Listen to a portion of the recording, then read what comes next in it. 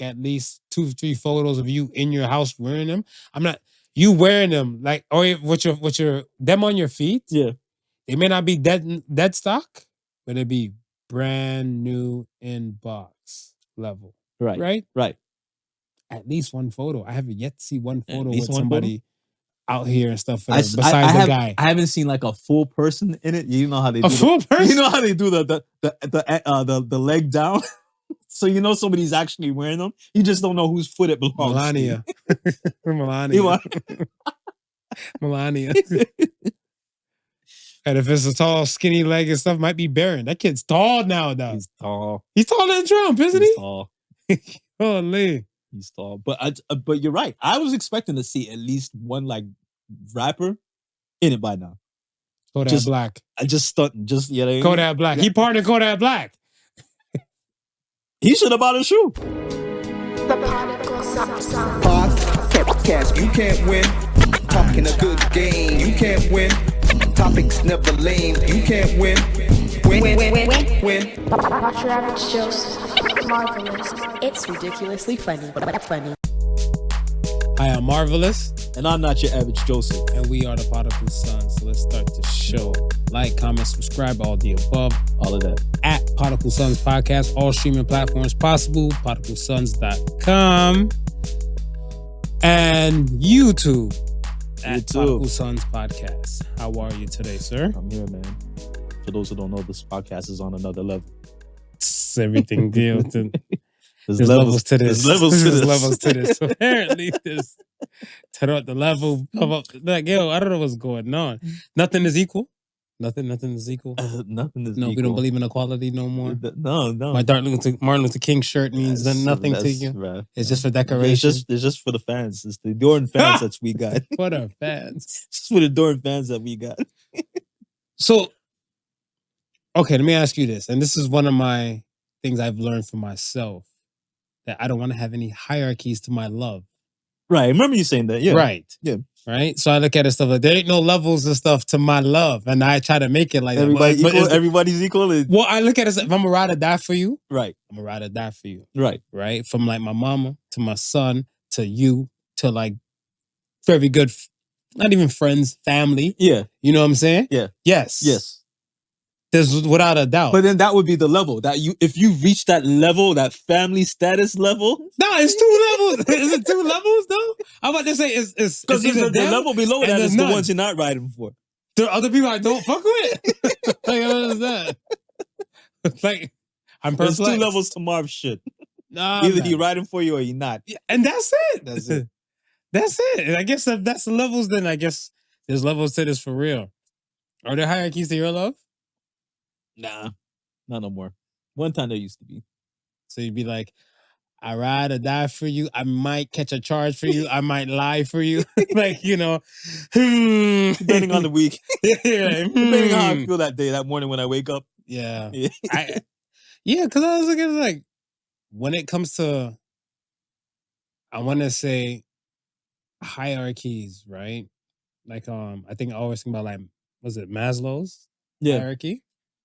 Maslow's law, and I look at it as if there's hierarchies and there's levels to that, and most of the world's kind of based upon that. And then we have what's with the Indian folk? What is it called, man? Their system, how you can marry, you can't caste. The caste system. There's a caste system. That's hierarchies and stuff, whatever to that, whatever, right? So I'm like, there's levels to a lot of this. There's the levels to a lot. I don't want too many levels in my world, though. Maybe that's the reason I won't fit in particular places. No. That's probably the reason. Caste system, yeah. I remember, like, you know, cast is like who's in the show, who's in the movie. When somebody told me about, like, they got a cast system and stuff, I'm like, starring who? Like, at that time, I knew Asha Arai, the Indian woman with blue gray eyes, right? She was known as the most beautiful woman in the world at the time. Yeah, I was like, there's caste system to that. They're like, yeah, not everybody can marry that. Yeah, I was like, really? Not everybody can marry that. Really? It's insane, man. It's like, I forgot what they were called, but they're probably the darkest of complexion when it comes to the Indians. I forget what they they name them within the caste system, Yeah. but they're considered Skin like tone is a problem. untouchables. They call them the untouchables. I don't know if you've ever heard that term before. Only a mafia movie. So I can't remember the exact name, but it's something like it would be like something like the untouchables. So like you like the undesirable, like you don't mix with them, you don't, and they're grouped by themselves. And like they're like at the bottom. So what if you have like billions behind you, like and you're an untouchable? They'll want to touch you then, though. Well, I mean, either what, either join in or get rolled on. Roll or get rolled on. Yeah, man. Like the hell. You call me scum, untouchable, and stuff, whatever, and I stand on my billions? Yeah, send me your petty daughter. Send me all the women in your family. You whistle and just, everybody just raise up from the back behind you. He has an army. Damn right. It was levels to this. Untouchables. there's levels to this. Let's get to this, man. Right. Start with the polls. First poll of the week was, are people lonely or they prefer solitude?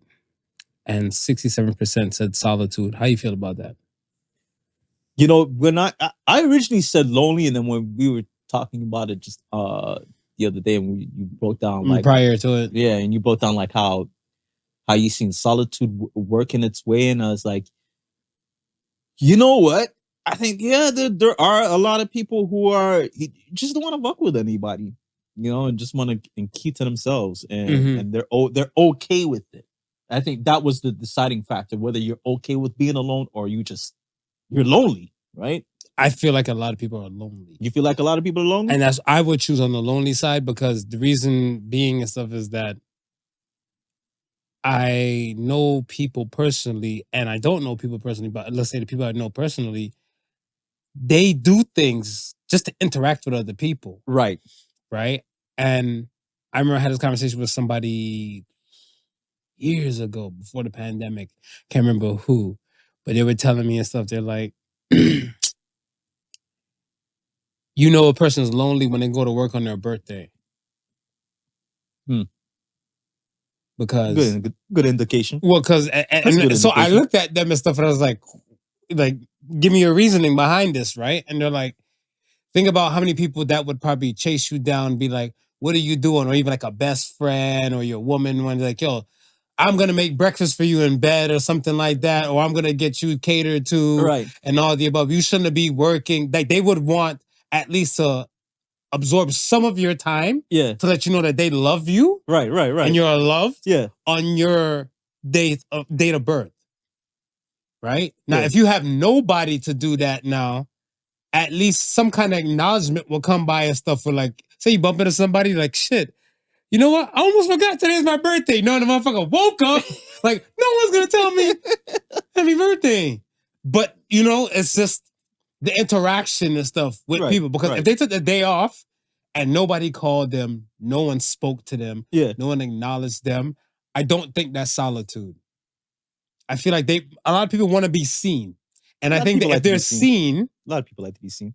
And if they're seen, I think it's solitude. If they're not seen, it's loneliness. You have some people that just really love, I don't know why, just really love work though. And like, we'll go to work, but like throughout the day, we'll have like, get the little 1 or 2 messages coming in. Hey, happy birthday, happy birthday. And then after work, they might go in and socialize. Like, shout out to Veli, like a couple weeks ago, like his birthday was on the Friday. Okay.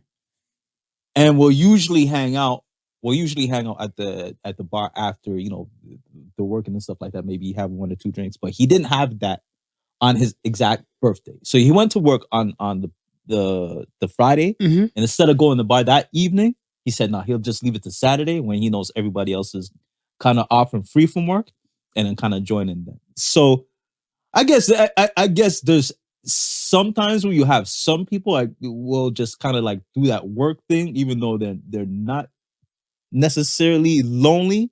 But I get what you're saying though. Like, if you don't have nobody to kick it with whatsoever, and you're just filling in that whole void by going to work. That's what I said. Like, when I was looking at the person who said it, I looked at him like, and I started watching, right? Because it's against my religion to work on my damn birthday. Like, you're not catching me, right? Ever. Right. I did it once, just to see what it felt like. Try to be like the most interesting man in the world. See what it felt like? Yeah, because I was like, I've never worked on my birthday. So I was like, you know what? And I think it was my 30th, possibly. Okay. I gave it a shot and I was like, no, I like it. Because I had to stop what I was doing to answer the phone for everybody calling me happy birthday. Right. And people telling me they're going to come by and drop off liquor or alcohol and some other shit. Yeah. And I'm not home. I'm at work. You're at work. So I was like, yeah, we're not doing this again. Yeah. I mean, it was dope though, because I want to say like the people that knew, they brought me a cake. And I'm lying. I worked twice on my birthday. Okay. Once during the pandemic and once like at my 30th and stuff like that, whatever. So I remember because during the pandemic, we're social distancing because remember, my birthday is April 29th. Right. So we're social distances. People have masks on. I was like, fuck, I'm supposed to blow out these candles now because they lit the thing. So like, did I use a paper plate? I'm like, all right. And I just fanned it out, whatever, right? They're like, yay, now the cake, we can eat our cake at our desk. Like, so now we can separate again. And I was like, yeah. But it was at least the acknowledgement from the peoples and stuff like, because they know my punk ass will not be in. Right, yeah. And they're like, oh, we finally caught you and stuff, whatever. Aha, now you have to be here. So it was understanding. Yeah. But I feel like, yo, a lot of somebody said this to me and I heard this. They said loneliness is the new smoking. Some spatial form is slowly killing people, slowly causing your body harm. I was wondering where you were going with that. Okay. And when they said that, I was like, shit. They're like, yeah, like some people, they put up with fucked up relationships. Yeah. In the fear of the loneliness. Yeah. Right? So, and some people, they wish they at least had something or someone to cling on to or hold on to kind of, I guess, give them a feeling of like significance. Right? The solitude folks, like I always look at stuff as like, yeah, it comes to a point where a lot of the people, the solitude people just say, I'm going to a hill. Fuck you guys. Screw the rest of you. Yeah. They just go sit on a mountain and just be like, yeah, I don't need you guys. I'm over you guys and stuff. Because who is it? I swear I heard it was a CeeLo. I feel like I'm hearing CeeLo Green in the back of my mind. But it was something like in the self-therapy, when he's saying like, hey, is either I knew too much or I didn't know enough. Right. And I feel like when you don't know enough and your mind is open, you probably try to explore, feel, understand, learn.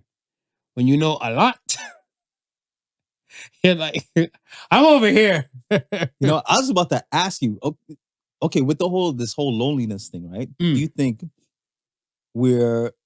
it's more lonely people, just as much lonely people, or less lonely people? And let's say for a particular person, they didn't realize how lonely they were until they seen social media. Because I see with a lot of people, like they realize, man, I'm looking at this and I'm seeing all these people together having fun. Why am I not one of these people together having fun? And then you have some people who were just never social at the beginning because they felt it awkward. And then this whole social media thing made it easier for them. So now they have a little bit more friends. Maybe they're not as lonely. Maybe they found their tribe. So they're not as lonely as before.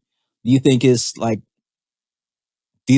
we're heading to a point where we're seeing more lonely people because of how, we're almost, I wouldn't necessarily say segregating ourselves, but in a way segregating ourselves, right? Segregation ain't that bad. Yeah, in a way segregating ourselves, but looking at others and saying, shit, my life's not like that.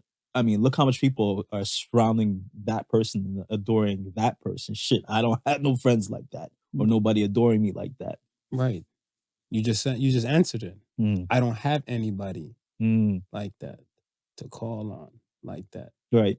If you open up your phone and stuff right now, let's say if you looked at something that looked like a sociable party or a gathering and everything like that with people cheers and drinks and everything. Right. Can you pick up your phone and call let's say if it's 5 individuals, could you pick up your phone and call 4 individuals to go do that right that now same thing or right now. today or Right. within a few hours? If your answer is no, you're lonely, Right. right? Yeah. If the answer is yes, you can, whatever, then you're choosing solitude. You're choosing solitude. I look at it stuff as, don't look at, like, again, I don't know if we've always said it though, but like, you can't look at a person's followers, Right. right? You have to look at their friends. Right. So you have to look at where I might follow you, I might not know a damn thing about you and stuff, whatever, and you might be hoping and wishing. Like, I had people come in my DM, Yeah. like, looking for like friendship on some stuff. I like, and I look at it as And stuff as then- where, And that's so that's the assertiveness part, right? Like that's maybe somebody who's lonely and does not want to be lonely and sees that, okay, you're a fun going person. You look like, you're a not, good time. yeah, you look like a you're not good time. looking to shut down nobody if the conversation is interesting or stuff like that. Let me Right. reach out to you and then see if I can I can make that sort of connection. Because the other thing I was going to ask you is, do you think the loneliness is because people might be tend to put themselves out there and make that communication? Because again, if you find your tribe, Okay. right, and you're looking at the tribe, and it's the people who you just said at the bar, and you wish, man, they look like they're having fun. How come everybody's like so friendly there? If like if that's in your feed and you communicate with a few of those, what's from stopping you from saying, hey, what bar y'all at? You mind if I come in and join? You know what I mean? Oh, the people. Yeah. Oh, I think that's a separate kind of conversation, because I look at it as where, even to dad, it's we were told not to talk to strangers. Right. So that's why for adults it's hard to make friends. Like, Right. check this. So let's say you do a location at a restaurant. Yeah. So picture a restaurant and stuff in your head, whatever, right? A location, and you look at like the last recent posts from, like, let's say that location. So say, pick a restaurant. We'll say, for lack of thing, Carbone. You'll see some people who might take photos of their thing. Somebody might be celebrating a friend's birthday. It might be a group gathering and everything like that. Yeah. You're at Carbone. Right. You probably like the person's photo. You'll see, you're like, oh shit, you're probably in the restaurant. You're looking Right. like, Yeah, yeah, oh, it's that yeah. party over Yeah, there or yeah. whatever, right? You walk over there and say, happy birthday, Katie. Creep! Don't talk to strangers. So you're like, Oh, don't mind me. I follow you on yeah, Instagram. I like to. No further questions. The address his case. Loneliness, man. Yeah. Loneliness. It's like, that's what I'm saying. Like, it's real, because if, like, even I wish, we lived in a proper, like, I'm gonna say proper, a better world, Right. where that could pop off and stuff, whatever. Like, Yeah, shit, if I'm right. celebrating my birthday, myself personally, I don't mind if you tell me happy birthday. Yeah. I think my peoples might be a type of way. Like, if I'm at a like, say if you and I, some people's stuff out there, and like one guy's like, yo, I seen you guys did a post. Right. Happy birthday. Yeah. You mind if I join you guys? Everybody's gonna be like, who the fuck is this guy? So, what's his name? We don't know you. But even part of me might say, like, yeah, until I realize the degree of conversation. Right. Now, if he goes into like some other shit, be like, yo, what's the last time I posted on Instagram? Because I really don't post that much and stuff, right? But let's say my lion coat. Okay. They're like, yo, I seen that lion coat you had and stuff, whatever. That was bad. Be like, this nigga is a stalker. Is he a possible serial killer? What did I do? And you're not laughing with the fear factor. So we're here by coincidence, right? Yo, I'm telling you, that whole thing, don't talk to strangers. Right. It has its pros and it has its cons. Yes. Yeah. But I look at it stuff as, I think, what was I, from my generation, they just threw it out there with no theory behind it. Right. Right. And then the parents or like the guardians just jammed it down like the youth's throat. Right. So now, as adults and stuff, whatever, like the world, we know the world works on not what you know, is who you know. Right. But then if your parents are telling you, raised you, don't talk to strangers, some of the people won't even cross over. Right. So now they right. become in this uncomfortable state. Like, I have to talk to people. I have to interact with people. You get what I'm saying? To kind of get what I want. Right. Yes, you do. You do. You do. But the assertiveness and stuff, whatever, is already kind of taken away or stripped away. Right. Slightly when you're saying, don't talk to strangers. Yeah. Yeah. So I look at it like, in a better world, you kind of looking like, yo, we can probably what's the word they always say? And I always feel like people don't know the discern. Discern. Have a discerning eye. Yeah, have a discerning eye. To see who's real and who's not. Peel back those layers. You can't in a short interaction and stuff with people and everything, but I look at it stuff as where you tend to know who you're dealing with, have an idea who you're dealing with. Right. From the degree of like questions or conversation you have with a person. Right. Right? Because now when you start stripping away layers and stuff, like you now realize like, shit, we're all just ordinary people. Right. John Legend cut the check. Even just like looking at or just viewing somebody over time, and I figured it out, Marv. With we got a neighbor. Shout out to Gangster Granny, chain smoker. And I figured out what it is, Marv. I she hasn't seen you enough to feel used to you, to kind of have that ice broken. So to you, you're still the stranger not to talk to. Me, on the other hand. So I recently got the high, so that ice has been broken. I think she's seen me enough and seen that I'm not menacing, that she wants to say hi now. So I'm menacing now. I think you're still menacing to menacing. her. To her. It's Black History Month. It's because I'm black. Tell your gangster granny. Tell gangster granny to let her know. Yeah, let her know that we are all peaceful, just like you. Just like you. Right? The ones that choose violence, they make rap songs. No, I'm just fucking. Man, and it's all again. If we don't have any interaction, we don't know. And you bridging the gap, right? Of course. I think for me, the last thing I would say pertain to the solitude aspect is that the ones who do choose, to me, the ones who I do see that choose solitude, right? When they're ready, they're selective with who they're ready to interact with or socialize with. Yeah. You get what I'm saying? Yeah. And I think by then they've probably understood and stuff, whatever, like, yeah, this person's not for me. Right. This person is for me. Right. So they won't have to interact with everybody. And to, I guess, I want to say a fake social eye, the person looks kind of standoffish, but your interaction with that person. So like solitude and stuff, I don't put that in the same category and stuff as loneliness, but loneliness is a real thing that we need to really look into. Address, yeah. Like I look at it as where, they say the strong ones check in on people and stuff. Some of the lonely ones probably don't know how.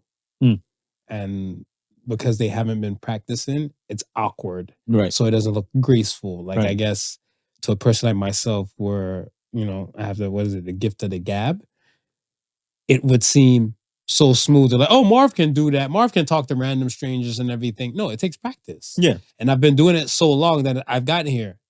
Practice makes perfect. Right. Give it a shot. Right. Turn day one.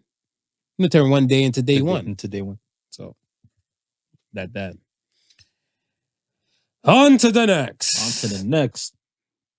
The next one was, do you view your education as an ornament or as a compass?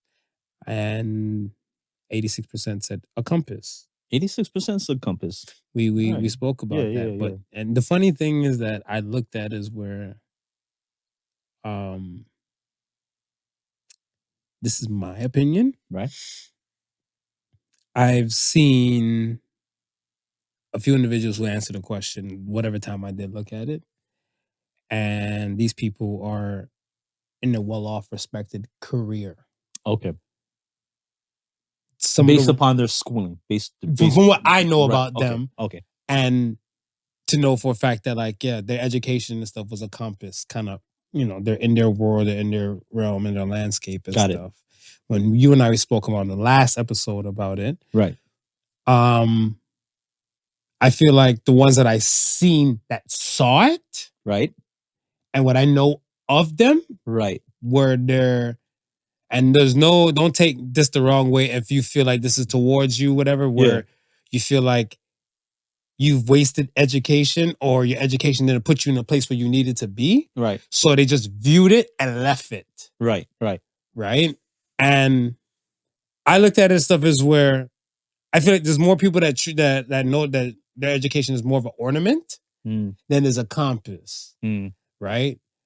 what we spoke about like last week, because I looked at it where my education pointed me to places and stuff where I needed to be, or I always looked at it stuff as where if I did learn something that needed like a piece of paper, that got a piece of paper, certificate, diploma, something like that, Right.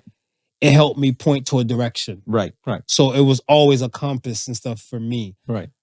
I know a person who has a bachelor's of arts and does something else.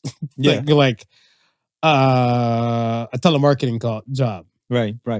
And they've said to me personally, they never seen this kind of future for them when they were going off to school. Right. But I mean, in a situation like that, though, was it just a compass and you weren't able to follow the direction and not an ornament? To be honest, your answer is to a person and stuff whose self-awareness is high. Okay. So think about a person whose self-awareness is not that high to be like, my education, I'm not going to waste it, but there's something I'm missing or something I'm not seeing that might pull me into a direction and stuff where your education will still be used as a compass. Without you graduating to go in this field, to seeing that this field wasn't for you because you saw something else, still a compass. Right. So I always think about back to my brother-in-law. He had a friend that was in university to become a geologist. Okay. And he said like he did like his whole life he was just interested in rocks, I guess rock formation and that sort of stuff. But we know like it's got to be like it's a very niche field. Mm-hmm. And then within that, it being a very niche field, I'm pretty sure it's highly competitive to get into specific places to work. So once he was finished, he couldn't find, and I don't know to the level of his search or his paralysis looking for such work, but he could not find work in his field. Right. And he just ended up, to what I was hearing is that he ended up kind of losing it after a while because, you know what I mean? Like mentally? Yeah. Oh, wow. Like he would just be, they would be amongst a group of friends and, they'd be talking and all of a sudden he would just like tell you a composition of the rock that's on the ground with nobody even asking or anything like that. And he was just like, he was just so in tune with just like, that was definitely what he was going to be. So when he couldn't find that, like, the satisfaction of what he wanted to be, working with, like it kind of pushed him. I don't know how he is now, right? Or if he's ever found work in that field. But again, now like especially with it being like so niche, like how do you find direction now with something like that to say, okay, I can't get into like the Bears or whoever would need like a geologist or someone who tests rocks. I mean, well, that's what they tell you. I believe that you have your majors and you have your minor, right? Right. So if you minor in something else and stuff, whatever, that should be like your fallback kind of go-to kind of thing. Right. Got it. Okay. Within that landscape. Now, if it is unique and niche and stuff, is the person willing to do what it takes? Because let's say, for example, you might be in a super niche market, or you might be super small and niche, so niche that you gotta move. You gotta leave wherever you got your education from. You probably have to leave and go amongst wherever the hell, right? Because I look at it stuff as where with Indiana Jones, he's a geologist. I think he went to like a basic university, so I can't remember where. But he's never in America. Right. Your job and your degree or whatever your market is would take you outside where your home is. Right. Are you willing to venture off? Again, this compass of yours, your education of yours, is it going to point you to the direction and stuff, or is it just going to be something you just post up and like, I have a degree in geology? And that's why I asked if this is the case, or is it more of a case of the compass was pointing you in that direction, but you did not have the wherewithal to see it through to how you should have. What does that word mean? Wherewithal? Wherewithal? Yeah. What does that mean? I hear people say it. I'm always scary and stuff with it. Like, I don't like how you you humans speak. I would say like you have like the wits or knowledge about something. Okay. Yeah. Okay, because I look at it stuff as where if you have the knowledge of your particular niche, Right. education or market that's where your degree or education is supposed to work for you. Yeah. You gotta know that it's not a everywhere, everything. No. So like, let's say for example, nursing, everywhere and everything. Right. Geology, not so much. Not so much, but you are right. It's going to be a situation where there will be areas in the world that need it and may not have the qualified people to fulfill those positions. So it's that now it's got to be on you. Okay, well, you know what? There is no room for me in Canada, but there's tons of mines all over the place, all over the world. And this is why I dig stuff like Indeed and all these other type of places, like these job places, because before they'd be like, we'll just post and we'll hope somebody find it, right? Yeah. And now the internet is where they have job markets. Right. And they'll just put these things out here and be like, hey, it's up to you if you want to risk it for the biscuit. But I mean, we're at this point now where the Zooms, the Skypes, the Teams and stuff right here. Yeah. You can have your interview kind of session and stuff from there before they have you traveling to like, I don't know, like Calcutta. Right. Yeah. To go research and stuff with the landscape and stuff where the rocks might be there. And you're right. And there knows it's not so much looking for local talent rather than looking for the best talent. Yeah. And that best talent could be coming from anywhere. Anywhere. Yeah. As long as you're willing, you see it now, willing to relocate. As long as you're willing to relocate to where the work is.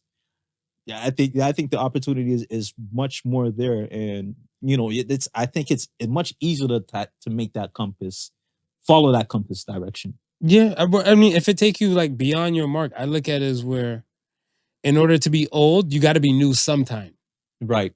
And whosoever has to just at least try to give you the shot, whatever, compared to like you being old and new. How are you gonna get old? How are you gonna get the experience? And no one allows you to be the new person. Right. Right.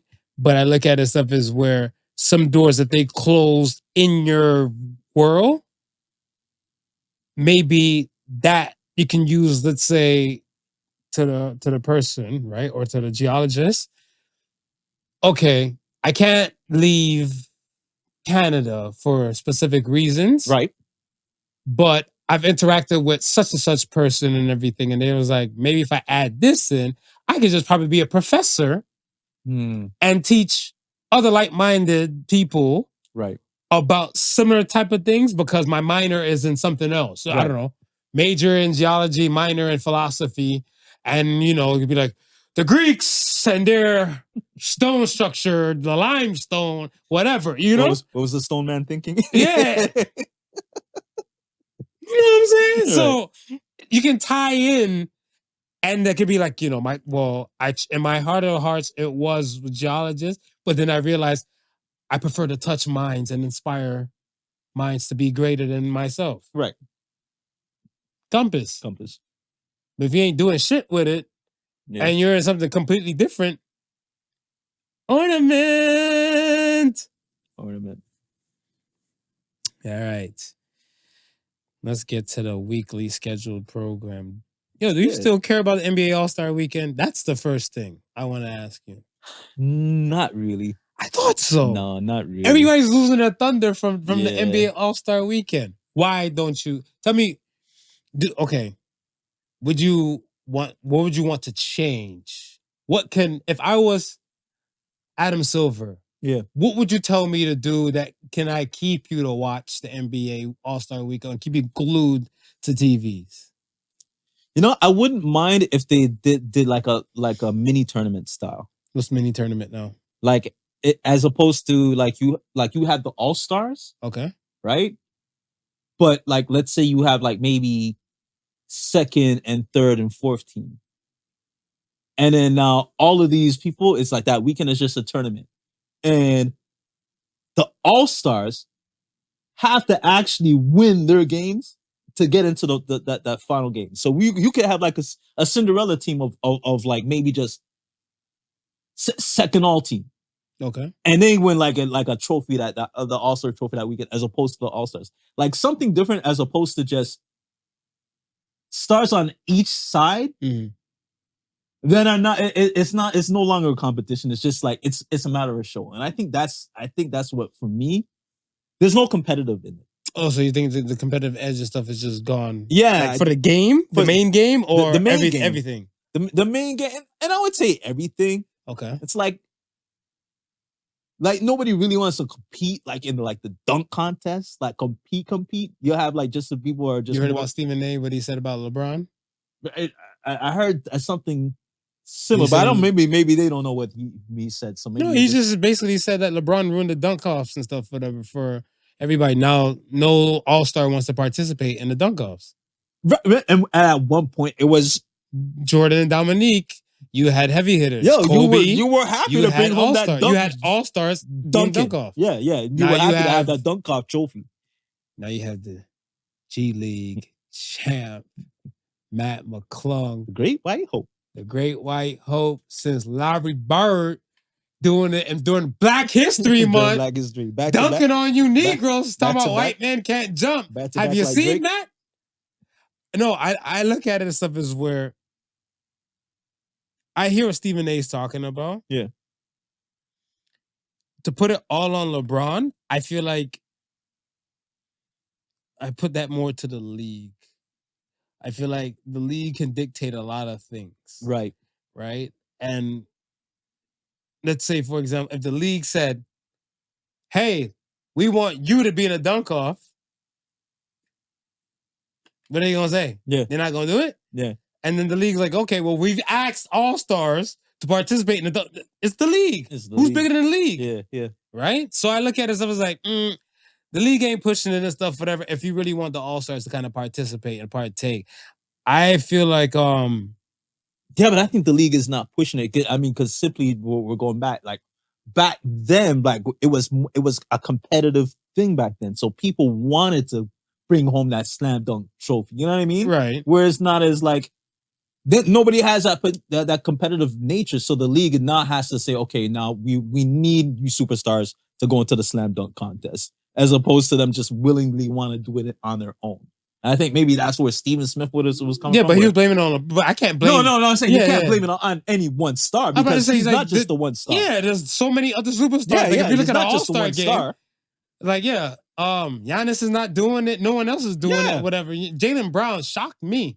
I was like, good for you. He shot me too, because he's the first All-Star in such a long time, right? Right. So I'm looking like, yeah, this is what we need. This is what we want. But to me, I feel which is because they still compete in the 3-point contest. And that's what I'm saying. That's why when you're saying the competitive thing, I was like, nah, I think they're competitive. Like even in the 3-point contest. If there's any game if there's any segment, I would say that's still competitive, is the 3-point contest. And so for me, I feel like the dunk offs, because I've been watching it. I'm gonna put it on myself. Right. I've been known to dunk offs. I was born in '85 when Jordan and Dominique was doing their thing, whatever. Right. But I look at it stuff as where I feel I've seen a lot. Yeah. I seen from Blake Griffin jumping over a car. I seen Dwight Howard, with the 2-hoop dunk. Like I've seen a lot. Yeah. So I look at this stuff as like, right now, I'm not seeing something I haven't seen already. Right. So I feel like most of that luster for the dunk off, I think the dunk off should not be the last thing on the skills night. I feel like it should be damn near the second. Second to last? Like I feel like the point guard stuff and everything like that, but the 3-3. Right. Keep that there. Yeah. Dunk off's the second. That Sabrina and Steph thing. You think that's gonna be a thing going forward? I would like it. You're right. I would like it, whatever, because I look at it as where this competition now proved that men and women are both nice. Right. Right? And think about it. If you saw, all right, let's say if the qualifications and stuff for the women to do this. Remember, this is men NBA All-Star Weekend, right? Yeah. Picture if you have the women now saying like, if you win the women's 3-point competition, you can partake. So it won't be like say somebody else won. Right. And it's not Sabrina anymore. It's such and such versus Steph Curry. So it's the best of the NBA versus the best of the WNBA. Okay. So I was gonna ask you, would you keep Steph, or would it be like the whatever 3-point champion? Whoever's the 3-point GOAT is. And right now it's Steph. Right. Yeah. Change my mind. Right. Yeah. No, you to go. I look at it stuff like, let me say it right. Who to go? Go ahead, say it then. Who the GOAT? Who the GOAT? Who the GOAT?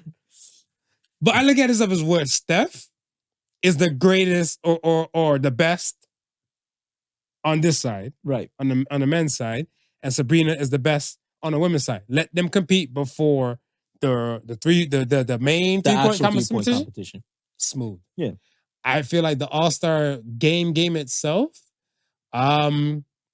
Depends on a person. I've seen some years where I've seen LeBron go hard in the paint. Yeah. Like he's treating like a regular game. So I feel like it depends on the person. And I see some years stuff where LeBron just threw shit off the backboard and dunked to himself. Yeah. Not taking it serious. Yeah. Right? So it just depends on the person. I guess. But I'm saying like if like I want to know like you're an all-star for a reason. Show me that you're an all-star for a reason. You know what I mean? Like play to your all-star capability as opposed to they got voted though. So I mean look at that. If you got voted, right. You're right. The people felt like you were all-star enough to be voted. Right.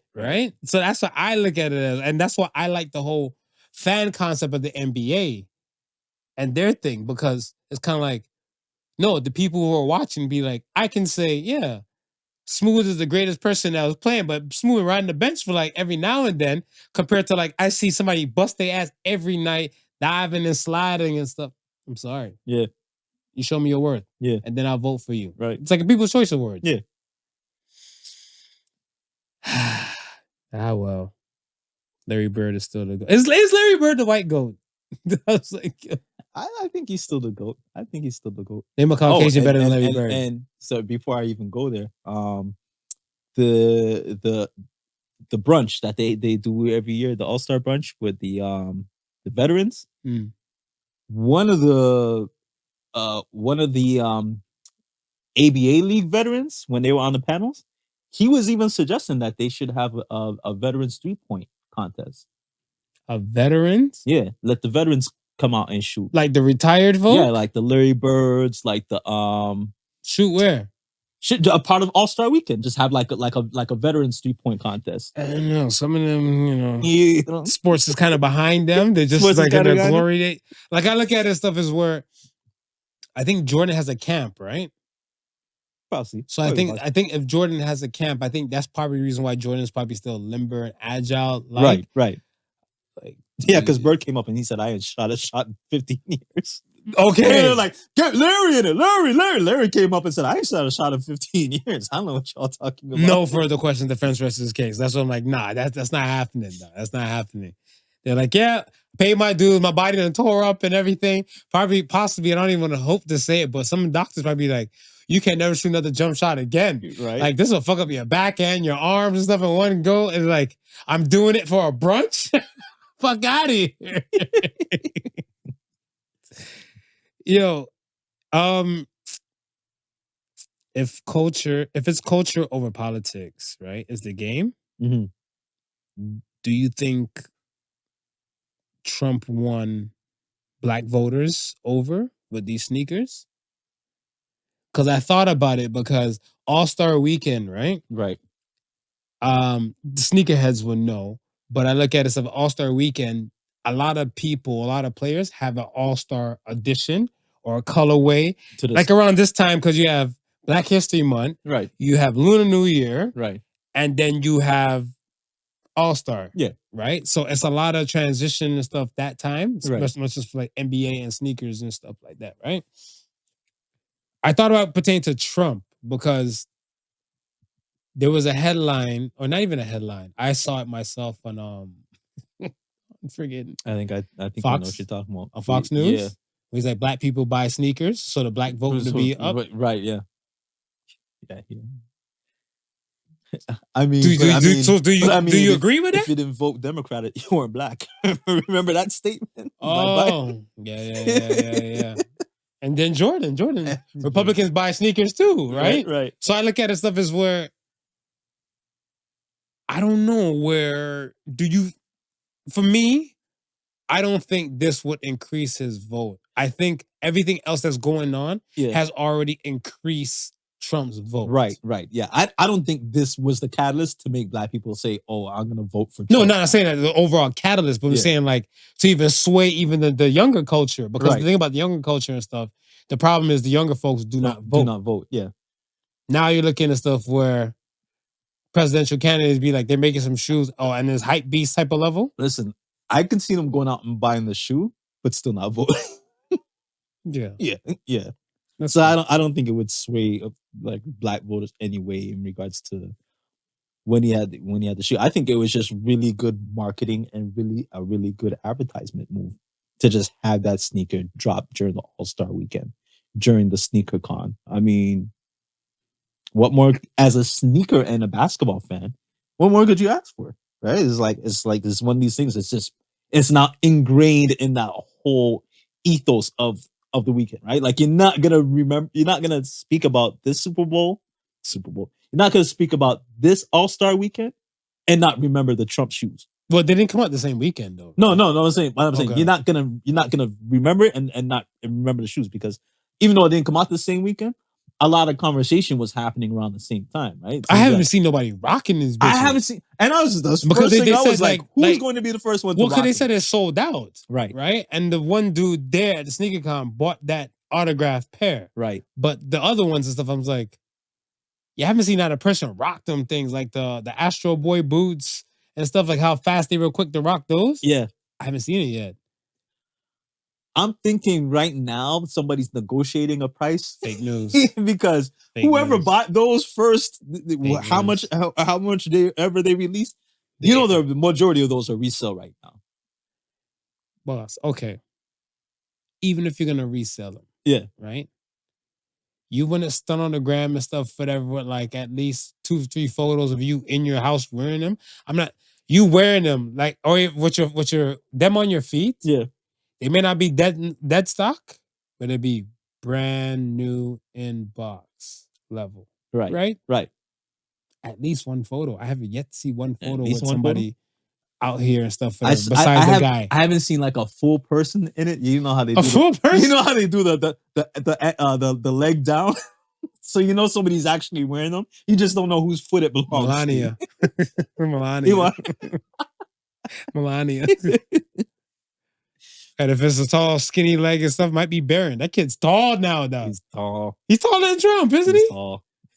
Holy. He's tall. But you're right. I was expecting to see at least one like rapper in it by now. Kodak Black. I just stunting. Kodak Black. He partnered Kodak Black. He should have bought a shoe. He should have bought. Yo, I want to discuss some things with you. I want to talk about let's talk about soap operas. All right. Okay. Are soap opera actors and actresses still recognized as regular actors and actresses? Because we said there's levels to this. Is there levels to actors? Yeah. There's really. There's levels to actors. So can you give me your levels that you see?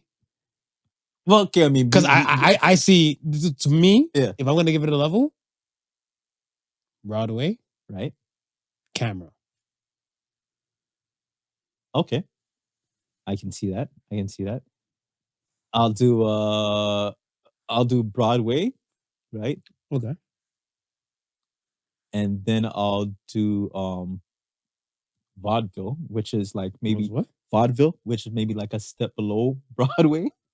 You do like you do the circuits, but you haven't quite reached Broadway level yet. You know what I mean? You haven't been called up to the big leagues. So, and then there's like Shenyun. Shenyun. And then I would say for film, yeah, I would say there's levels to films too, right? Like you have your blockbusters, which you have your Tubies. You have your Tubies. You guys are wrong. Actors are actresses to me. No. They're actors. They're just at different pay scales. And your pay scale is determined by That's the level? I guess your pay scale is dependent on your acting ability. So, okay, if you play a movie extra Right. in a Marvel movie, Yeah. right? Let's say, no, we'll do better than extra. You have like a 1-2 role where, like, let's say, I don't know, if they're doing like some scientific type of stuff, you're that one person that's always eating in the scene and you have one line, right? Marvel cuts you a check for 50 racks, right? For this movie, right? But then you jump on a soap opera, right? And you're that guy who's just washing, like cleaning the tables and stuff like that, and you always have like that little one-liner or like a wise words. Yeah. You're the local guy that works at the bar. Hold on, local guy that works at the bar. You're the local guy that works at the bar. And the soap operas are cutting you a check for $1 million. You got paid $1 million for your soap opera job compared to your 50 racks for your silver screen job. Right. You got more on the soap opera job, so that means your level is high. Soap operas are higher than that means you're stable. The horses? that means you're stable. That means you can depend on that check. Don't get me wrong. I think the soap opera gig, I think that's a really good gig. I think that's great. I think that's better than some of the acting gigs that you may stumble upon. And if you can land a soap opera gig, unless your character is somehow written out some way, somehow, by some nefarious means, you're pretty much on that show for life. But what if you're better? What if we'll call you, for sake of argument, Shemar Moore? Shemar Moore. You saw more for yourself than just a handsome, light-skinned dude on daytime. Right. You saw a silver screen. You saw prime time. Right. You saw commercials. Yeah. What if you saw more than just that? Well, I mean, if you saw more than just that, then you're probably going to try to make that transition. I think the one thing with the soap opera gig is that it's easy, I believe, to get typecast because you're playing that one particular character for so long. You know what I mean? It's like nobody else will see you from anything else. Like we joked about this the other night when Shemar was in the Tyler Perry movie. They gave him cornrows. Well, that's because nobody wanted to see him looking like the Shemar of Young and the Restless.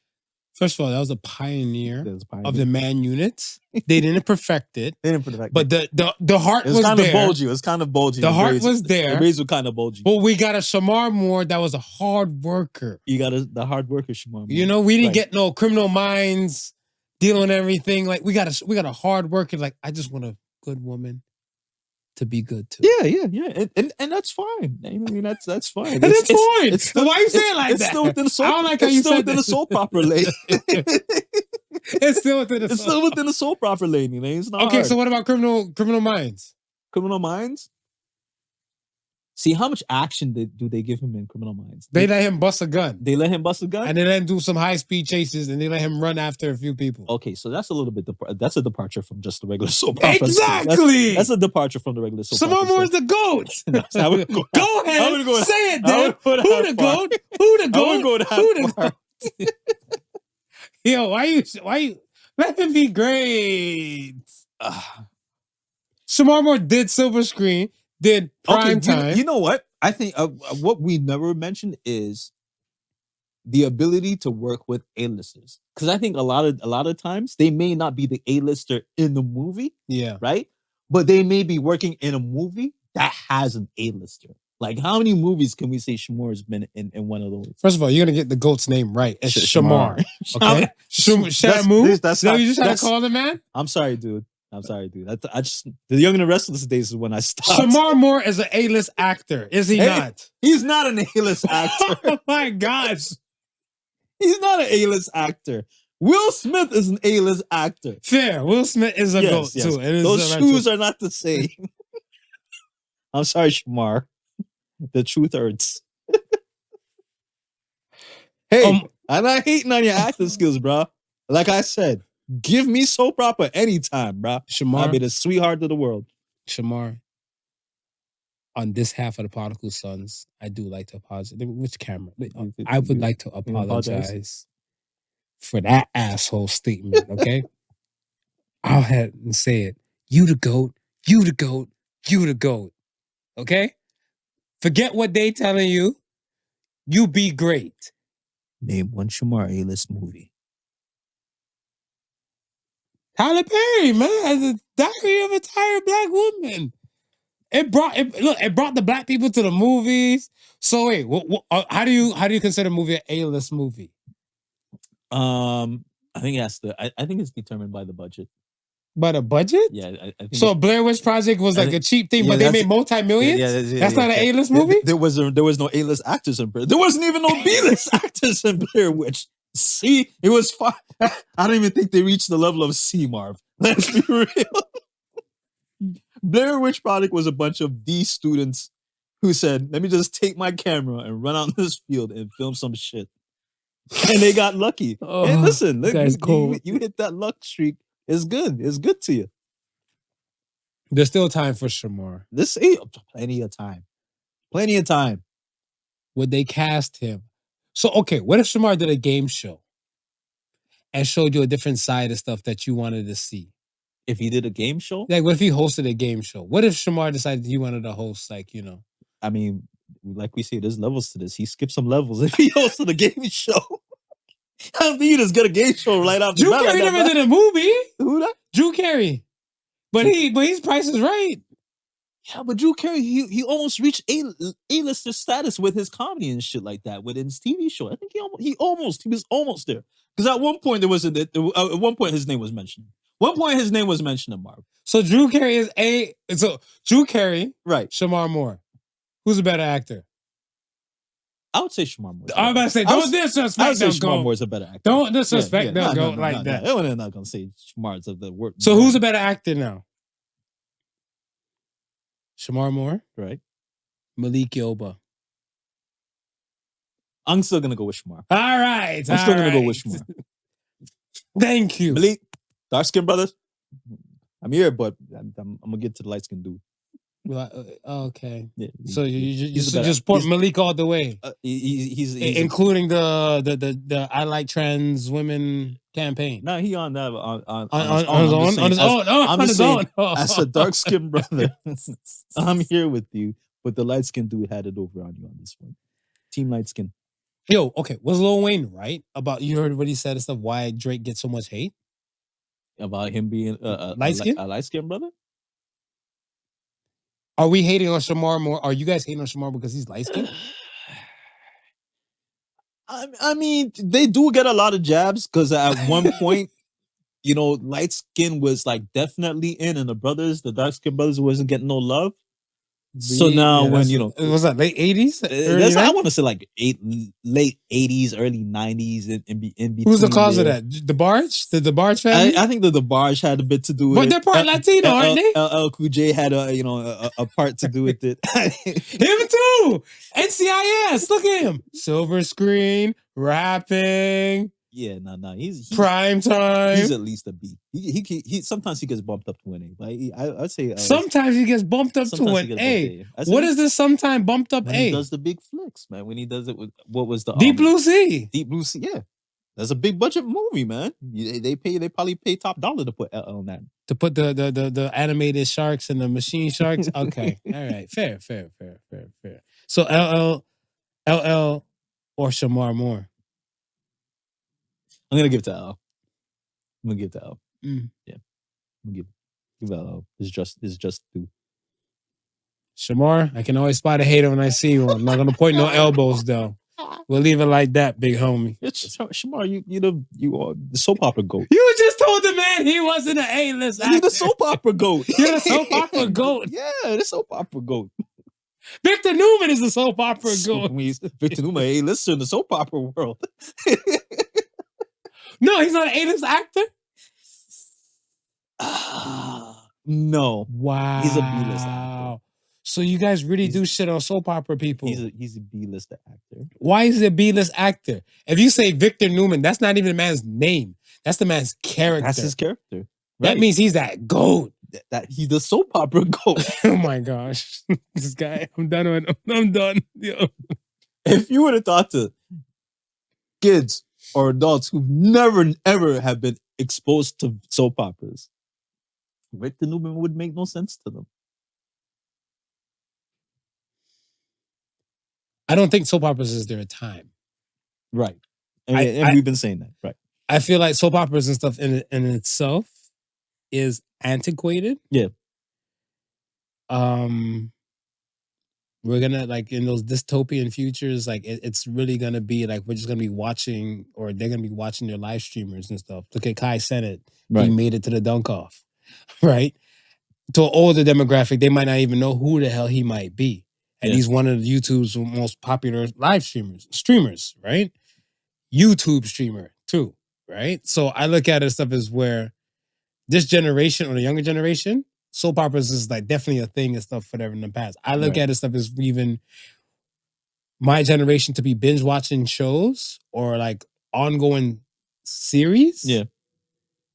This is our soap operas. Like shit like Game of Thrones is our soap operas. I was going to say like House of Dragons? I was going to say to be real though, like you really have to give soap operas like the respect that it deserves because I don't know about you. It gave birth to I want to say not daytime television, but that whole prime time, like the Dynasties, the Falcon Crests, like all those shows were based upon we need something in the evenings to rival what was going on in the morning and the daytimes.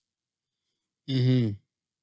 And then those shows and stuff, I want to say in the primetime regard, they kind of got, let me say, they got away from the mirroring the daytime. Right.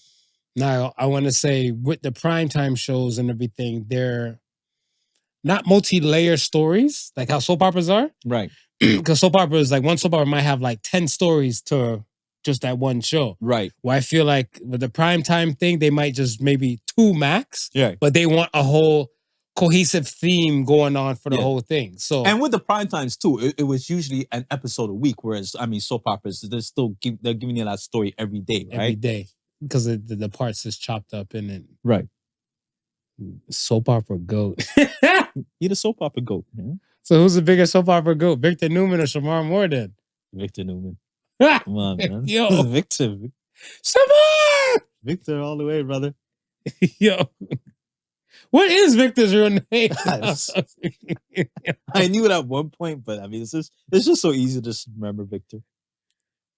That's crazy. I remember Victor.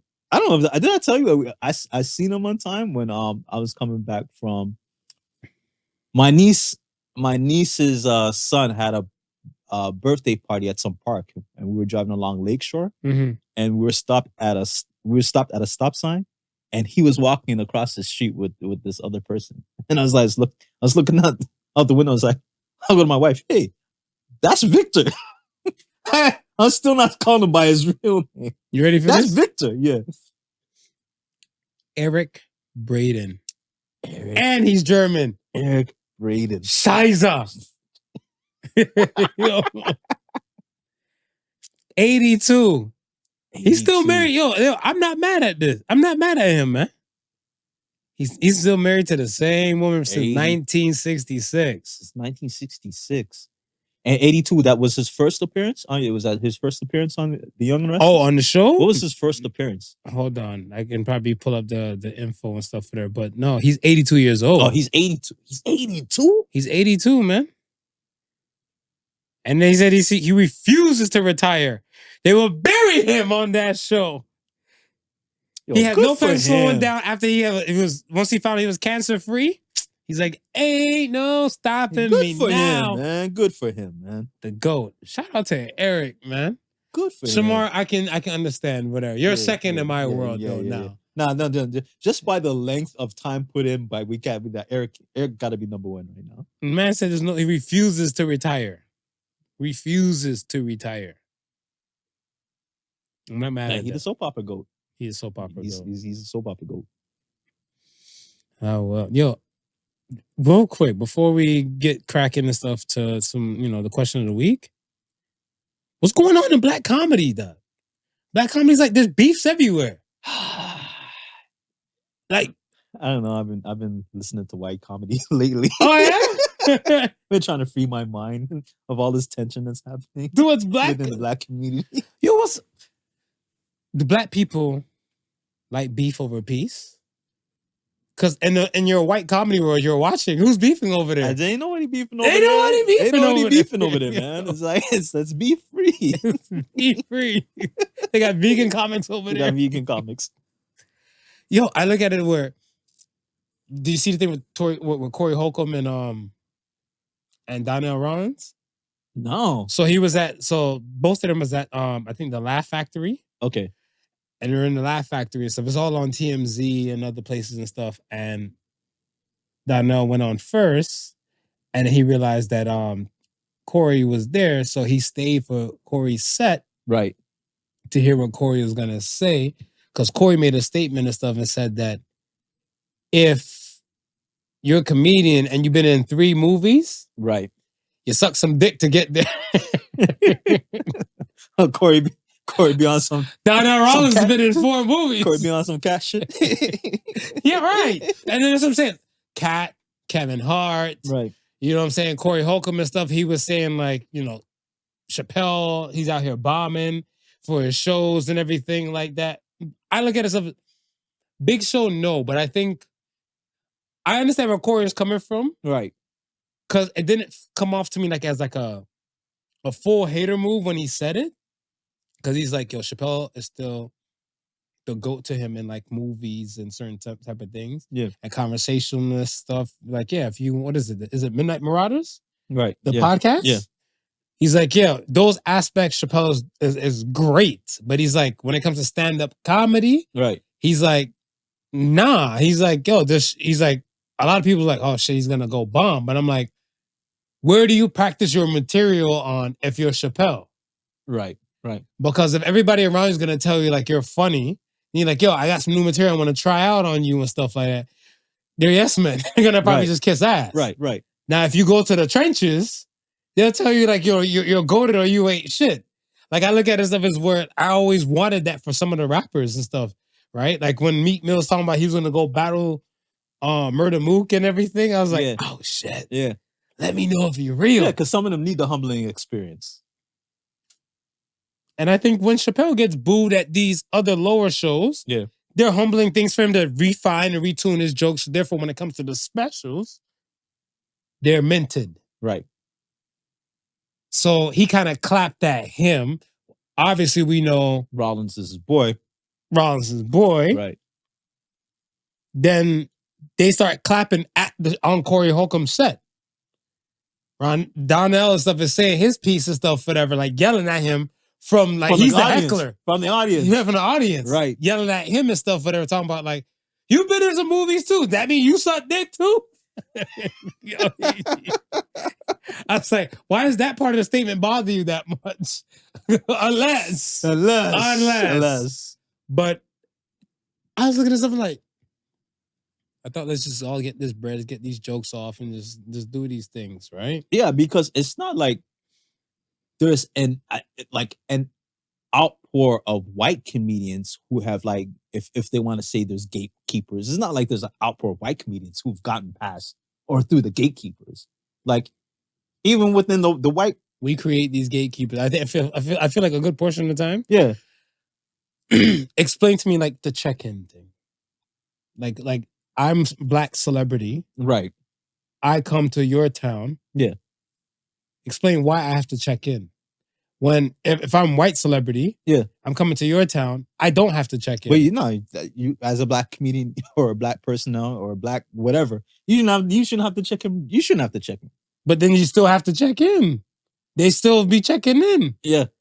For these places. So I feel like maybe we create these gates. The gatekeepers?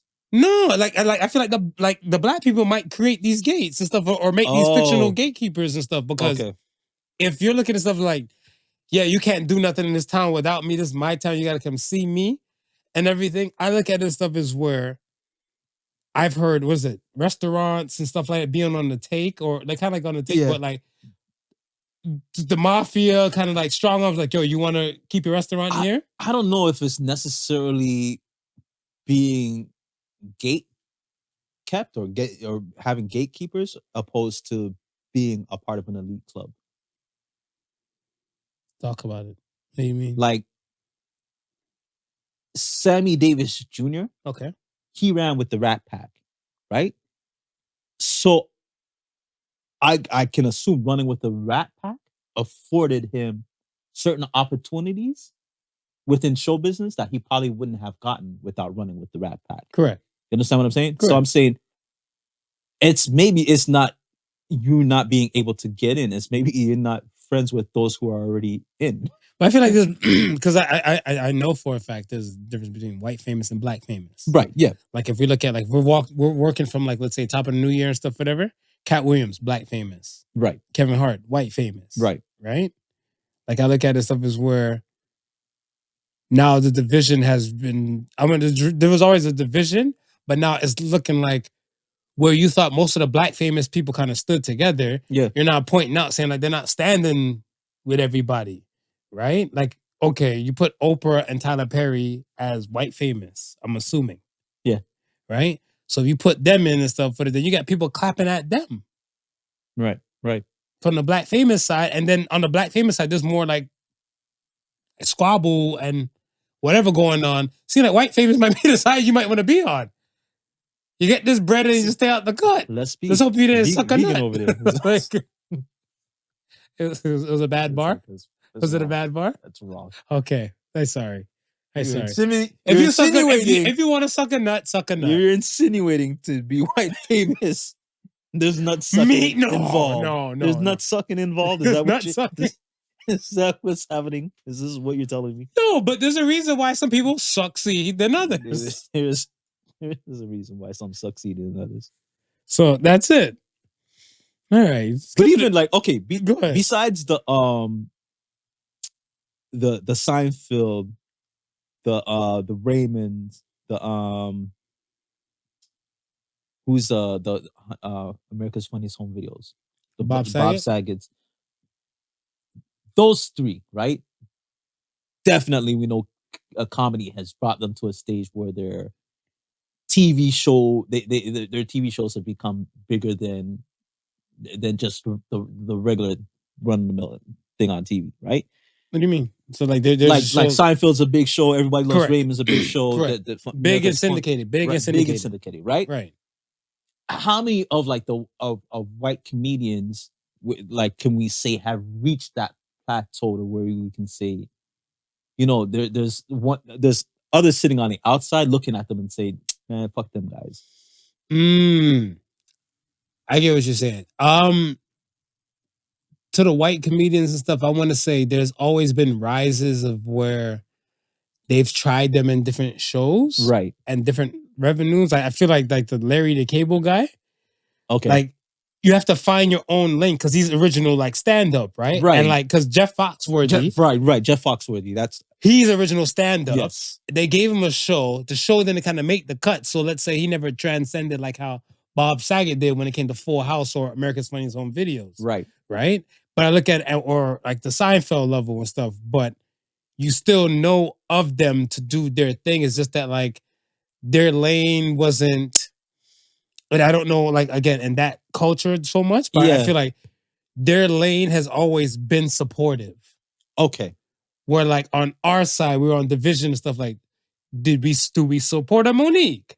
Do we support a Tyler Perry flick? Right. You know what I'm saying? Right. Did they treat Monique wrong, or is Monique overreacting to the type of things and stuff for them, right? Do we fuck with Kevin Hart now because he hasn't really come out and said anything about, you know, the other side and shit like that, right? Compared to like Cat Williams is saying like these people wore dresses and all that type of stuff too. Like Martin Lawrence was on the black side. Then Big Mama House came out now, and now he's white famous. Right. There's so much division going on. So I feel like, if anything, we've created like the like stoppages on our side because there's no unity. Well, compared to their side, it's kind of like, well, Jeff Foxworthy's like, okay, so my show's canceled. All right, now I got a Sirius Satellite radio show. Right. And I still do stand-up tours and stuff like that. Then they have a a redneck comedy circuit. I think they. That's what it's called. I think they did. And I'm looking, I'm like, I'm not mad at that. No. I wish a black person would jump on there and stuff for there, but then he might get booed. So maybe, do you think maybe it's because the lack of avenues that black comedians have to make their mark is why we see so much beef amongst them? No, I think black people just is too thugged out. You just say this. No, like that. And when I say it just like that, like I look at it stuff as funny, right? Right. But there's ego-driven shit, whatever. Like, all right, like let's say you might hear a funny line in like a comedy, like stand-up, whatever, right? It might make you die laughing. You might look at a person next to you in this comedy show and stuff like, yo, I know you found this shit funny and stuff. And you might know the person and stuff for there, and they might have a little stupid. So it's like, they don't want to just like let the comedy kind of reign and just support the fact that it was just a good joke. Yeah. And that's on a smaller scale. On a larger scale, there's tons of people that ever say Kevin Hart is not funny. Right. And then they will probably say Kevin Hart might have one comedy line or one out of all the specials he done did, whatever, right? Yeah. Like I look at it stuff as like the later stuff, not so much to me. Yeah. But like the earlier stuff, yeah, I can remember like a racist dolphin. Like, yo, I'm like, you think about racist dolphin? You're like, shit, okay. But I'm looking at stuff as like, I can't spot out specific people's like one-liners or main jokes. Yeah. That's when they won't stick in my dome. Okay. I'll support you if I find your shit kind of funny. And if you have consistent funny, then I'm definitely rocking with you. I rocked with Kevin Hart for a good period of time. I put the Kevin Hart concert, like comedy shows. I was about to say, like, okay, his stand-up, right? His last stand. Have you seen his last stand-up? Kevin Hart? Yeah. No. Okay. When was the last one that came out? Like 2022, something like that? I'm not sure. Because I remember I he was gonna ask did if one you- during the pandemic. I was gonna ask if the last one that you've seen of him, did you find it funny? Yeah, it was what the kids call mid. Okay. Like it was ha ha ha, I get it. Yeah. But then I'm looking at him like you're balling. Like I remember when he said like, I'm not gonna put all these lights on my big ass, long ass driveway. You're Kevin Hart. You have multi-millions. Like, Right, You're right, gonna put these right. lights up. Like, Yeah. where you going with this joke? But I see where you're trying to go with it. So it's like some of the things you can tell it's a reach. Right. But then other stuff for me, I'm looking like, you gotta take it for it's still satire. Yeah, because I would see like on big screen Mm-hmm. for comedians, I think it's more of like when you're on big screen, I think it's more slapstick humor that you have to possess, as opposed to you stand up, you write brilliant material that just you deliver, right? It's like I think like when you're on big screen, it's all about executing immediate laughs. So that's why slapstick humor works so well. You know what I mean? So I don't know if I really can fault Kevin for doing that type of humor. You're absolutely right. On the no, big screen. when you break it down Yeah. like that, you're right. Yeah, I don't think I can fault him for doing You're that right. type of humor I on don't. big screen. And that's why I asked, like, show-wise, like comedy show-wise, does he still hold that bar? Or To is it me, now I want to say no. But then again, his world is different. right? Right? Like I look at it stuff as where, like, let's say somebody, if we're talking like, let's say, like comedian wise, just in general. Yeah. Bill Burr just doesn't give a fuck. Right. And that's across the board. Yeah. Right? So Bill Burr is definitely not in it for like the check Right. or the bag. Kevin Hart is constantly working to do other type of things and stuff. You know what I'm saying? Yeah. So it's constantly like, yo, I want to always be working, always be grinding, doing things nonstop and stuff, whatever. So it's kind of like you're doing it for a check or you're doing it to build the empire or to do some things and stuff like that where Right. Bill Burr is like, this is the fuck I am. Yeah. Yeah. And then I feel like, and there's no shade to Kevin, but I'm like, it kind of seems like you want to be liked everywhere to continue doing all these multitude of levels of things that you Right. do. Yeah. Right? So I look at the stuff that's different than like, again, if you look at someone like Kat, now, it's like, I don't give a damn. I'm still doing these specials. I'm still doing me and I'm still Right. making this cake. I'm on this lane. Right. So I look at it as like, yeah, you're not going to like me for whatever reason. Like, okay, you guys claim I did drugs or you claim I did this and that. And no. I feel like everybody has their lane, and Right. Kevin Hart, like you said, shouldn't be shitted on because he's writing for the slapstick kind of Yeah, style. it's like that. Now, when he's doing that, whatever, the times has just constantly just changed with like certain comedies and certain levels of where you are in life. Like Right. I look at it stuff as where, let's say, and I find this, let's say, for if you were married to a woman who might have been Indian, Okay.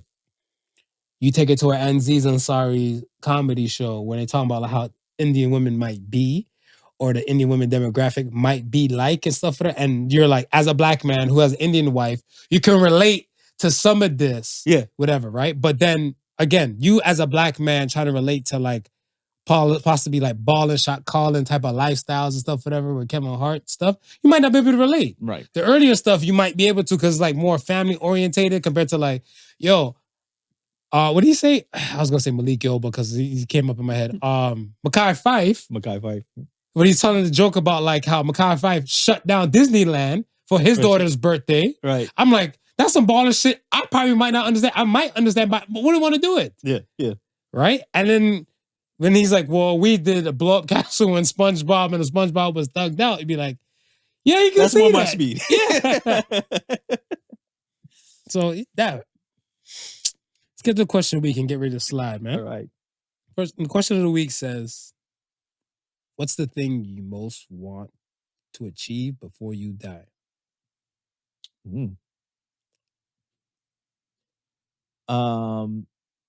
That trip to Africa and looking at some of the rooms. A trip to Africa. Yeah, look at some of the rooms. I definitely, that's definitely one of the top things on my bucket list. I know I said if I'm going to go to Ghana one day for sure. Yeah.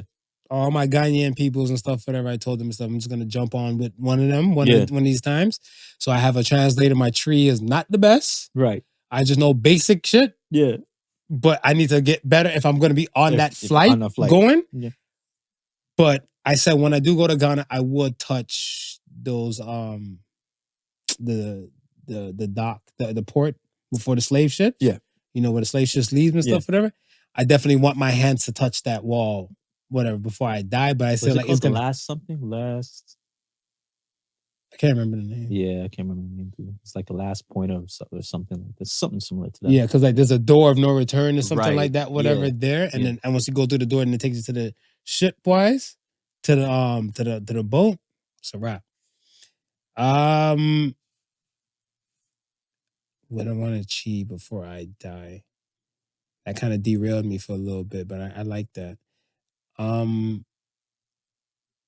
think for me is that I would love to be at a point where our show, even if not the show itself, but the thoughts and like at least and the credit is still due and given, helps inspire people to have more conversations with other people.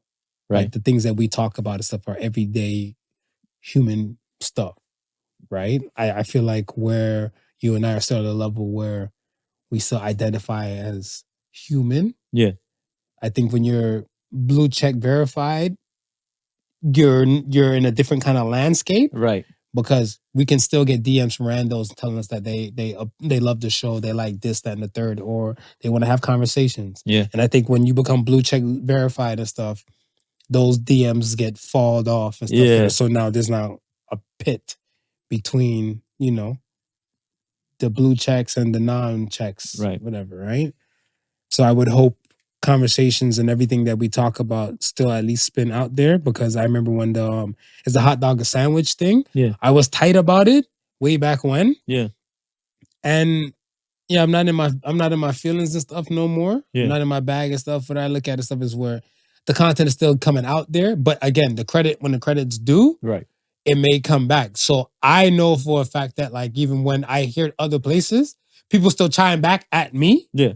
So I'm looking like, that means I'm getting the credit. Right. It doesn't have to be on a grand ass scale and stuff, whatever, but it's still there.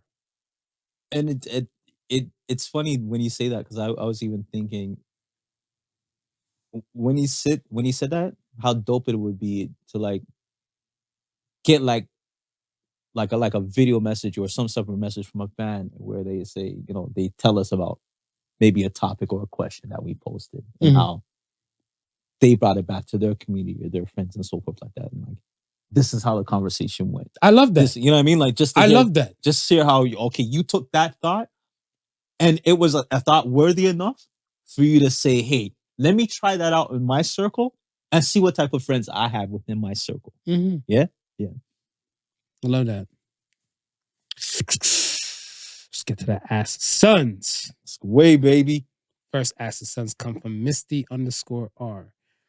What did everyone have 25 years ago that nobody has now? Shit, you know what I tried to look for the other day on Amazon? What? And I seen them and I was like, is it even worth it? An MP3 player. Really? Yeah. Why? Just to see if they still exist. Oh. You're getting vintage things though, for a fact. Yeah. I see. And that's what it was. I seen a lot of vintage stuff. And I'm like, but do people really like buy it? And I guess they buy it, but I don't think it's more for the use purpose. More of just like picture those the last MP3 player that I can think of is the iPod Mini. Right. And like the iPod Shuffles. Yeah. Because those ones and stuff that are the music is just on it. Right. And its sole purpose is just to play music. Just to play the music That's and stuff, whatever, right? And then when you have things like the phones that play music and stuff, we've now gotten away with the purpose for the MP3 players. So that's why I really think like it's just hobbyists and enthusiasts. I think for me, I thought about this. A booklet for the CD cases in cars. CD cases in general. CDs. Yo, because I thought about it where I think so in my armrest and stuff, whatever, right? Like when my father passed, right? My armrest and stuff, whatever. So in the CD player itself, now my asshole. I think I like a mixtape or something, like an old mixtape they don't have no more. Yeah. But I know for a fact one day I was driving, I was cutting it, and then I was driving, and then I hit a bump and it scratched. I'm like, this is why I don't listen to CDs. So I had a moment where I kind of lost it. Yeah. I was like, yeah. So I keep a CD and stuff in that. And when my father passed, he had like these, I guess his smooth boy R&B mix. Right. And I'm looking like, I listened to it. I'm like, this is what you call. I'm like, but then again, these are older gentlemen at the time. So I was like, it's older generation. I get it. Yeah. So I get it. Right. So, and I look at it as where I don't really like to have the CDs kind of just raw dogging out there like that. No. But I'm like, if I had a CD booklet. CD booklet. So yeah. CD booklet. That was my answer for that. Yeah. Next question comes from Indica-Galaxy. What comes easy to others but not to you? You know what I have a hard time doing? Walking away from my tray when I eat at a fast food restaurant. But I see a lot of people do it. Like, just get up and just leave and go about their business. I always feel like you were raised by decent people. Yeah, I always feel like I need to just like I feel a way if I get up and just leave my tray there on the table. Same. Yeah. Same. I think maybe when I was younger, right, I probably did it. Yeah. Haphazardly. Yeah. Because I remember one day specifically I was with some kids from school. So where my middle school was at the time, like in 7th grade, I used to go to this middle school. I don't know if it's still there, Walter C. Young. Okay. So it was Pembroke Mall, not too far from there. And one of my peoples that I knew, his uncle worked in the food court. Okay. Or worked in the housekeeping for right, for the mall. Right. So it's kind of like we're there key having food, making a mess. Yeah. And then he's like, I see him talking to, he's like, yeah, this is my uncle and stuff, whatever. He works here and everything. I was like, oh shit. So now we're making a mess for a friend's uncle. Like, this is kind of fucked. Right. So I always try to be mindful of it ever since way back when. But I know there's a few times I probably just got up. Like if everybody just ran off and everything, hey, I want to come too. And I just run off and shit too. So I know I'm guilty of it some space or form in my life, but not often. I think for me, forgiveness. Okay. Like I said, we were talking earlier, and like forgiveness is a real superpower. Because I think if I say fuck you, I think it's a fuck you. for a good period of time, I have to see certain type of things within you from what I previously know about you Right. to what I know about you now. Right. For me to say, all right, we can slightly give us a chance. Yeah. You're still scrutinized, but for me to say I'm going to fully let my guard down and stuff, whatever, around you again, it's going to take some time. Mm.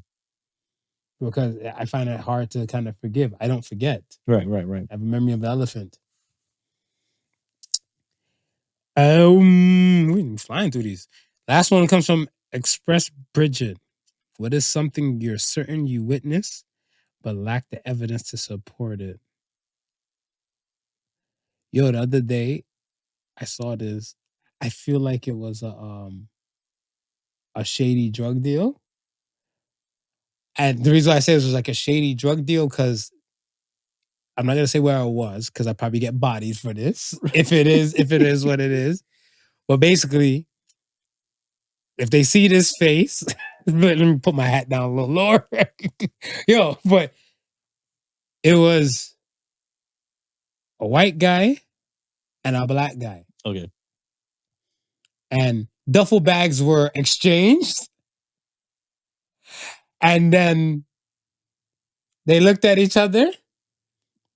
And one like, I was in my car. Right. So I couldn't really hear too much, whatever, because wintertime you got the windows up. Yeah. But it was kind of like, I feel like the lips and stuff from like the white guy's like, you have a nice day. And he's like, fuck you, white boy. It's like one of those ones. So it's kind of like, well, this is only business. Whatever, right? Cause I'm looking like, you got a duffel bag, you got a duffel bag. Duffel bags are swapped. I'm here. I'm looking like, I don't even want to start the car. You're feeling like Shemar Moore? Yo. You feel like Shemar Moore in Criminal. Yes. On an episode of Criminal Minds. What the GOAT taught me is just to pay attention to the scene and acquire information. Don't bust your gun just yet. That was it. But I was like, yo, I'm certain of that. Other times, stuff, whatever. I had this one case stuff where I know what I saw. I was with a group of friends. I have a friend named Keisha and stuff, whatever. Shout out to Markeisha. Markeisha would know. We were all outside as friends at Markeisha's auntie's house and stuff one day, and we looked up on the house across the street. It was like a gorilla creature like on by the chimney area. So we're all pointing at it, and it did a shimmy around the chimney because we were all staring at it. So decided to hide. People got in cars and just drove off. I was like, what the fuck is that? I have no evidence of it. But y'all seen the Mothman. Y'all seen the Mothman. That was to this day. To this day, it was the Mothman. I think I witnessed like, and I don't know if I would call it like a hijacking or some sort of takeover. Kidnapping? But one day, me and my son were driving into the city and we're on the highway, right? And I seen it was an airliner, right? I seen an airliner flying, and something just said, just look back up at the sky. And by the time I looked back up at the sky, there was a group of fighter jets on each side of the airliner. And I called my son, yo, do you see that? Do you see that? And it's like, it looked like all of a sudden they were guiding it somewhere, for it to go somewhere. Like, that's some shit you don't see every day. Could this be a hijacking or something where? But then I searched the news. It might have been an ambassador. I've never heard anything, right? Might have been an ambassador and stuff, whatever. And like, that's the protection squad. It's like Air Force One. Air Force One has jets by it that flies by it, right? Yeah. Might have been a diplomat. Okay. We are here. We came, we saw, we conquered. Good job. As always.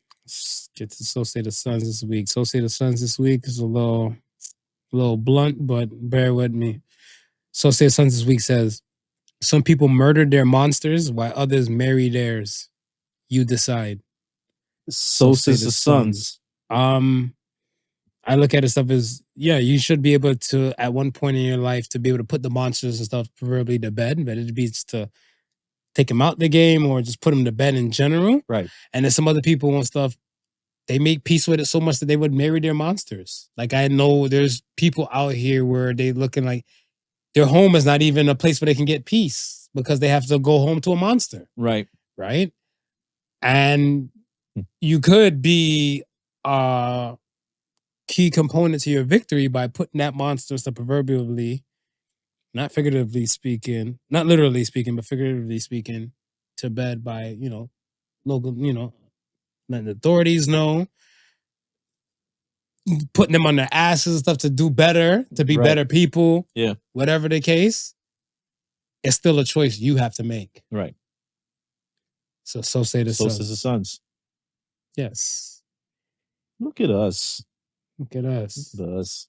Dropping bars, dropping gems and stuff. What? Even though other comedy black people want to beef, we not here beefing. We're A-listers. Yes. I'm right after Shemar. We're A-listers. I'm right after Shemar. You're right after? I'm right after Shemar. Shemar, Well, I mean, you're welcome on the podcast. Listen, we're still trying to get him on some Hallmark stuff, bro. Listen, if you can get Marvin to some of the Hallmark movies. Yeah, Shemar, pull some strings and stuff. But I might have to get like a mouthful of veneers for that, whatever. But, at least one. Big Teeth Mark to be ready for this. Car.